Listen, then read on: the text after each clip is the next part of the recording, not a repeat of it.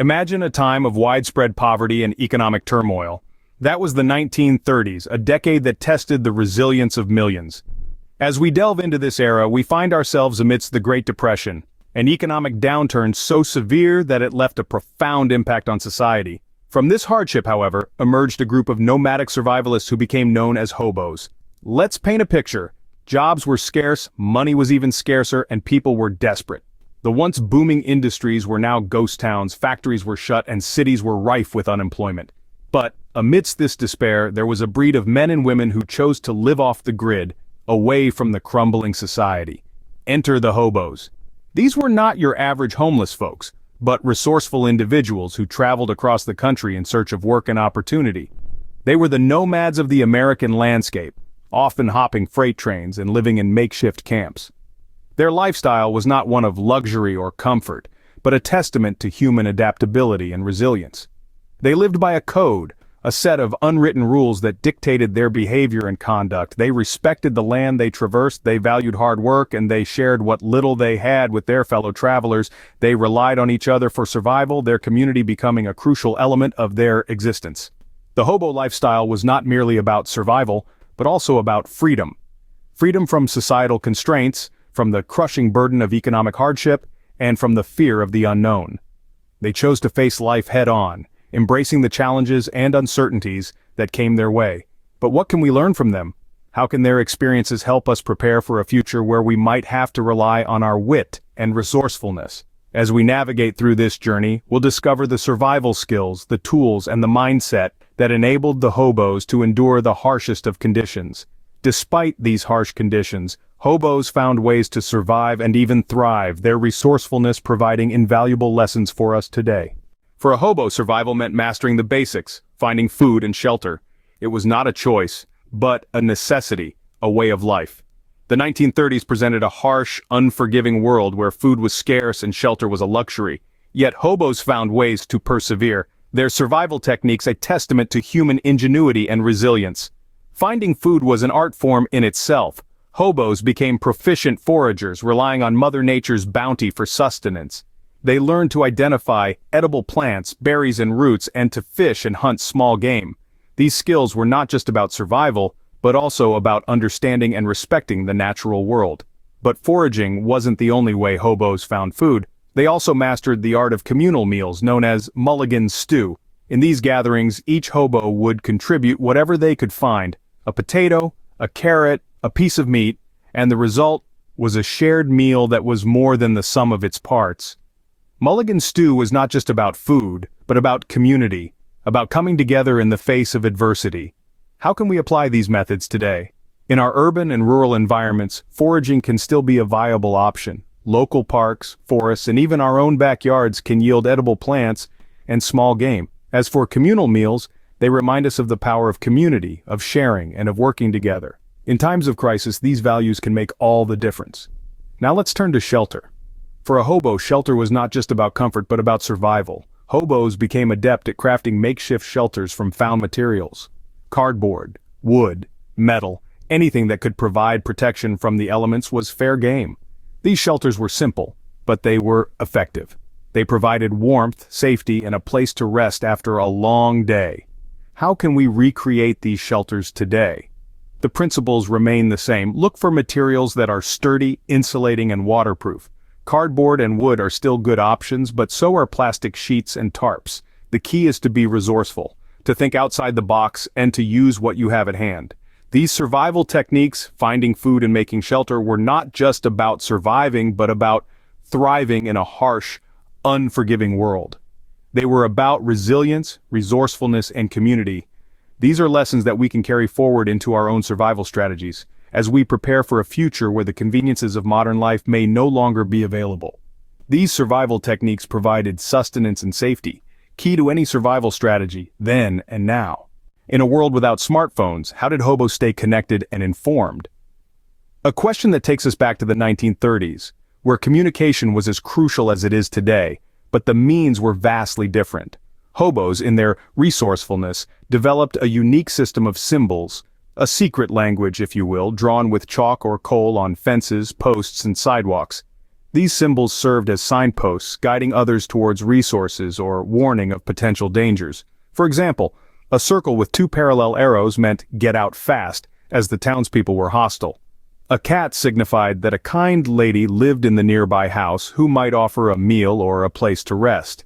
These symbols were not just drawings, they were lifelines ensuring the survival of those who understood their meaning. But it wasn't just about symbols. The hobos had a strong oral tradition, sharing stories and information around campfires and in hobo jungles, their temporary encampments. Word of mouth was their internet, their newsfeed, their lifeline. Fast forward to today and we have to ask ourselves, what would we do if our digital networks were suddenly gone? Could we develop a similar system of symbols, a new language to share resources and warn of dangers? Could we trust in the power of word of mouth, in the strength of our communities, to keep us informed and safe? The answer is we can, and we should. Community-based communication methods like neighborhood watch groups, local radio broadcasts, and even simple word of mouth could be invaluable in a crisis.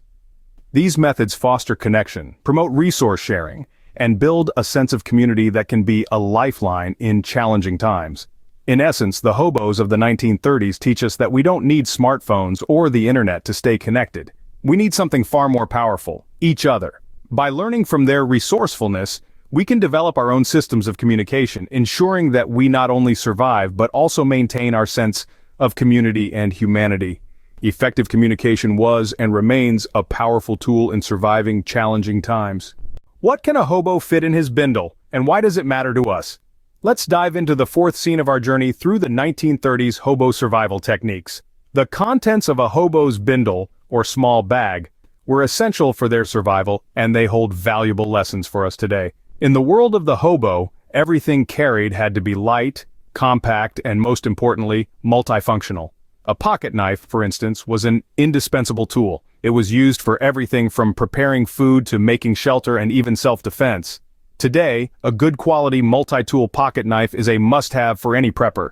It's the modern equivalent of a hobo's best friend. Next on the list would be a tin can. It might seem strange, but back then, a tin can was a versatile tool. It served as a cooking pot, a water container, and when flattened, a makeshift pan. Today, a durable metal container that can withstand heat can serve the same purpose. And let's not forget about a flint. Starting a fire was a basic survival skill, and a piece of flint was a common part of a hobo's arsenal. Today, carrying a fire starter, whether it's a flint and steel or a modern fire starter kit, is still one of the most basic prepper essentials. But it wasn't just about the gear they carried. Hobos were masters of DIY and repair skills. If a button fell off their coat, they'd sew it back on. If their shoes fell apart, they'd repair them. They didn't have the luxury of replacing things at will. Therefore, learning basic repair skills is just as important today. Knowing how to mend clothing, patch up a tent, or even repair broken equipment could be life-saving in a crisis situation. And how about those DIY skills? Hobos were known to craft tools and equipment out of whatever they could find. They could turn a piece of wire into a fishing hook, a bone into a needle, or a piece of glass into a cutting tool. This is a mindset that we need to adopt. We need to see the potential in the objects around us to repurpose and reuse what we have at hand. So, what's the takeaway from this scene? It's about understanding that survival isn't just about having the right tools, it's also about knowing how to use and repair them. It's about being resourceful, creative, and adaptable. Self-sufficiency, as demonstrated by the hobos, is a cornerstone of preparedness. It's about more than just surviving, it's about thriving in the face of adversity. And that's a lesson that's as relevant today as it was in the 1930s. To survive on the road, hobos had to be frugal, resourceful, and skilled in the art of bartering. Imagine a world where every object, no matter how mundane, has a potential secondary use. This was the reality for hobos in the 1930s. They were the original recyclers long before it became a global trend. Their knack for repurposing materials was a testament to their resourcefulness and a key survival skill. An empty tin can? That's a cooking pot. Old newspapers? That's insulation for clothing or bedding. They didn't just see what was, but what could be. This mindset is a valuable lesson for us today. The ability to see beyond the obvious use of an object can open up a world of possibilities and solutions when resources are scarce. Next, consider the art of making meals out of seemingly random pantry items. Hobos were masters of this skill. They'd pool together whatever food they had or could find, creating a communal mulligan stew. The result was often a nutritious and filling meal that could feed many. Today, we can apply this same principle by learning to create nutritious meals from pantry staples and foraged foods. It's not just about having food, but knowing how to make the most of it. Now let's turn to the art of bartering. Money was scarce during the Great Depression, but hobos still needed to acquire goods and services. They did this through bartering, trading items or labor for food, shelter, or other necessities. They understood the value of their skills and possessions and how to negotiate fair exchanges. Today we can take a page from their book and cultivate our own bartering skills. Whether it's trading homegrown vegetables for a neighbor's homemade bread, or offering repair skills in exchange for goods, bartering can be an effective way to secure resources without money. As we look to the future, we can learn from the past. The survival techniques of the 1930s hobos can guide us in preparing for whatever lies ahead.